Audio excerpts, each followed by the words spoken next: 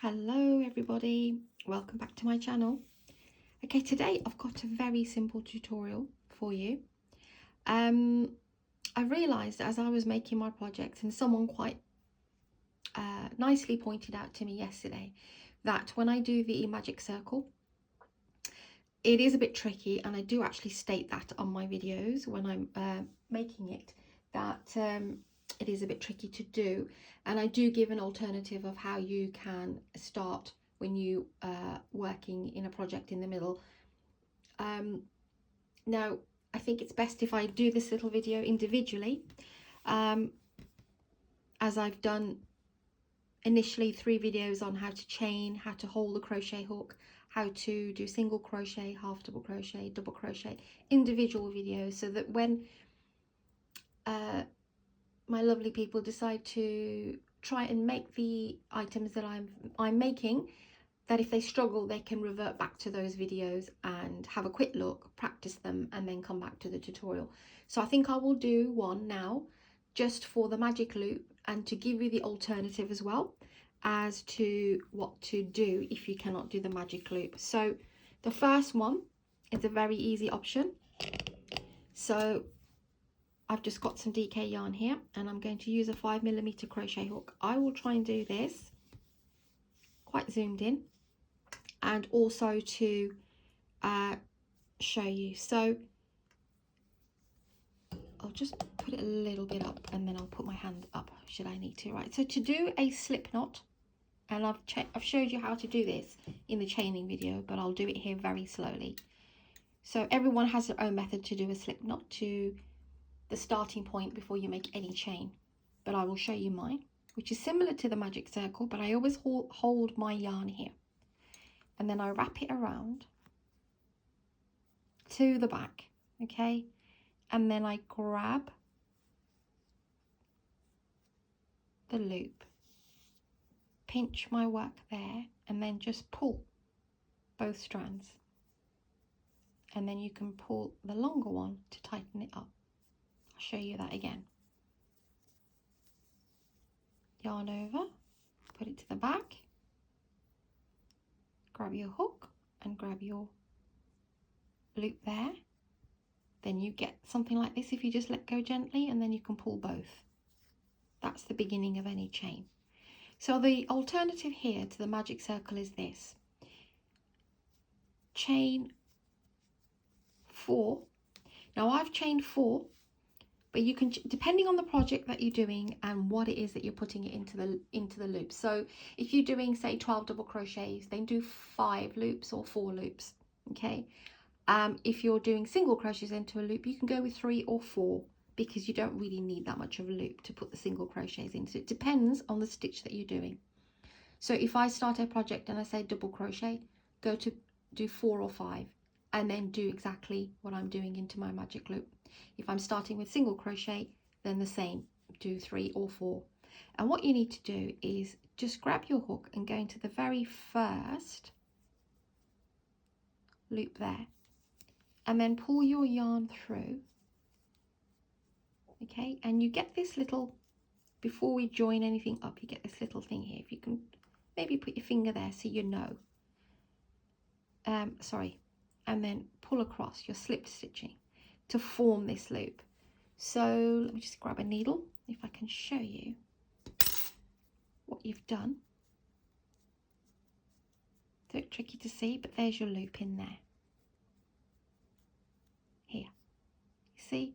So you are working into this loop, and you're putting all your stitches into that. So I'll put some stitches in just to show you. So I've done 4, and what I will do is a single crochet, because I'm using a thinner yarn. So chain 1. So it's not this little hole that you can obviously see. Go right into the center, and then do your single crochets. Yarn in and then up. So there's 3, 4, 5, 6. Okay, let's just do 6. And then you find your very first 1, 2, 3. Sorry, how many did I do here? 1, 2, 3, 4, 5, 6, 7. Actually, let's do one more, make it 8, make it a nice even number.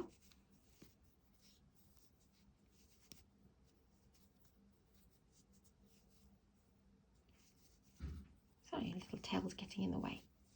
And then you would slip stitch to the first single crochet that you did. Now what that does, it forms a loop and you've worked into the loop. So you can give it a bit of a tug. But as you can see, this doesn't close up completely. So I did 8 single crochets into here with a 4 chain.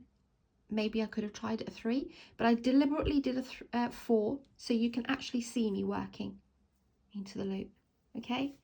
And then you would chain 1 and then do your next round. So that's the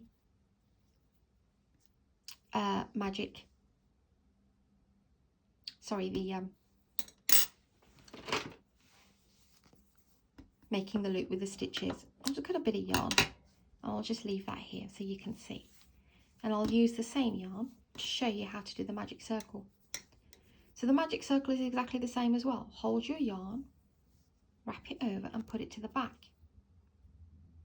Go under again, and normally you would let go of everything and then yank your work to form your slip knot. My magic circle is like this: yarn over, go over, like I just showed you, put your hook in, and rather than complicating things, just pinch your work there, and you will see you'll get 2 strands. One's the bottom one and one's the top one.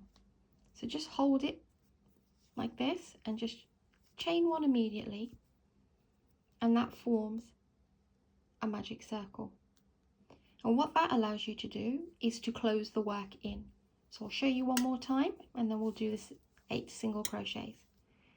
Same as the this one, wrap round, same way, grab your yarn, pinch your work there, and then you get your 2. So that will be your pulling yarn, and that will be your, and chain 1, that will be your working yarn. And you can pull this and adjust this as you go along if you like holding on to it like I do. Then to do your 8 single crochets, just go in as normal.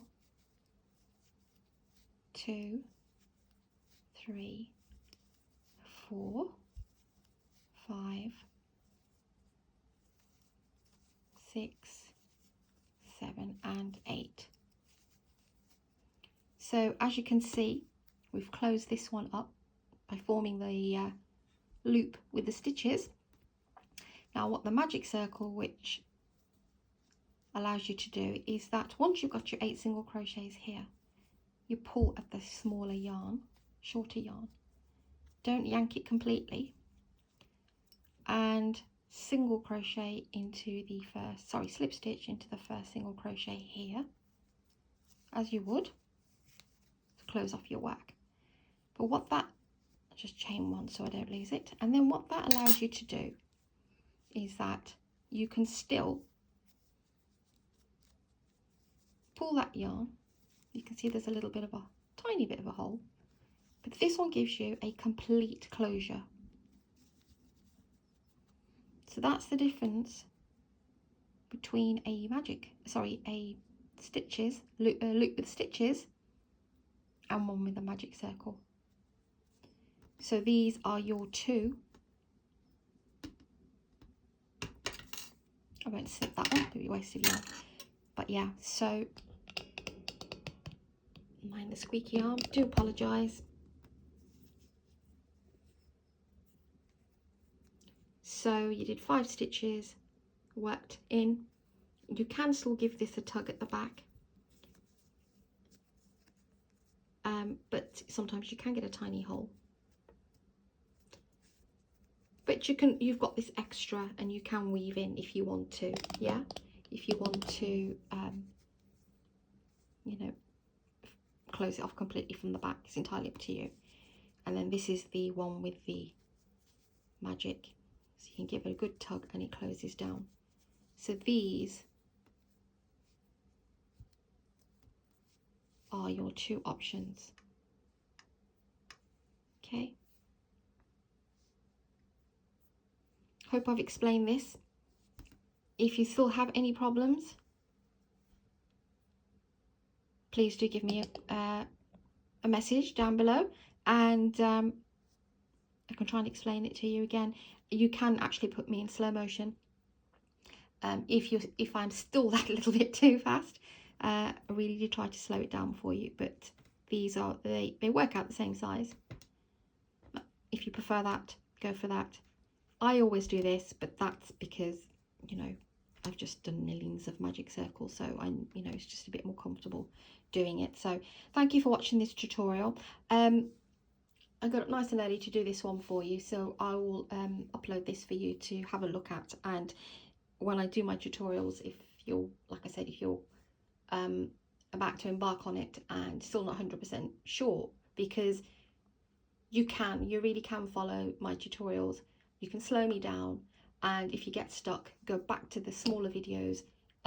It's all on my channel, rather than you having to hunt around other channels to find a magic circle, etc. So I hope that this helps, and it can help you carry on with your project rather than giving up at any point. So thank you for this watching this little tutorial. I hope it helps, and yeah, I'm just going to pop off and have a cup of coffee, and I've got a really nice square for you to show you today, where a heart into a granny square, which is a really popular thing, especially for baby blankets. So I'll see you shortly. Thanks for watching, and thanks for subscribing, and thanks for your support.